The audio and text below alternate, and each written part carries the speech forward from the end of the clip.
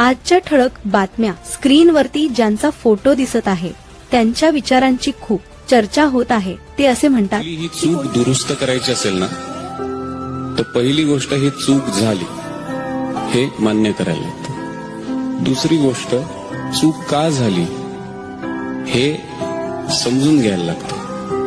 आणि तिसरी गोष्ट म्हणजे चूक होणार नाही ह्या करता काय करता येईल याची खबर. उपवास का करतात ते आज मी तुम्हाला सांगणार आहे.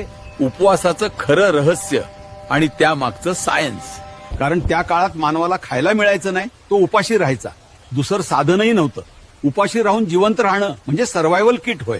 जेव्हा पोट रिकामं राहतं तेव्हा शरीर स्वतःवर हल्ला करतं. जुनी खराब पेशी नष्ट होतात, नवीन पेशी तयार होतात.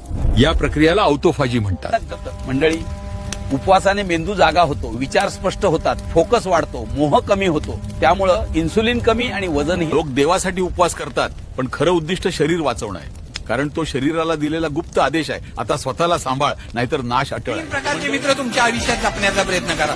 एक, ज्यावेळेस तुम्ही चुकाल ना, ज्यावेळेस तुम्ही चुकीचं काम करेल ना, त्यावेळेस तुमचा जवळचा मित्र जेव्हा शिवी देऊन सांगेल ना, अरे माकडा चुकलंय तुझं, ही हे चुकीचं काम करतोय, असा एक मित्र आयुष्यात पाहिजे.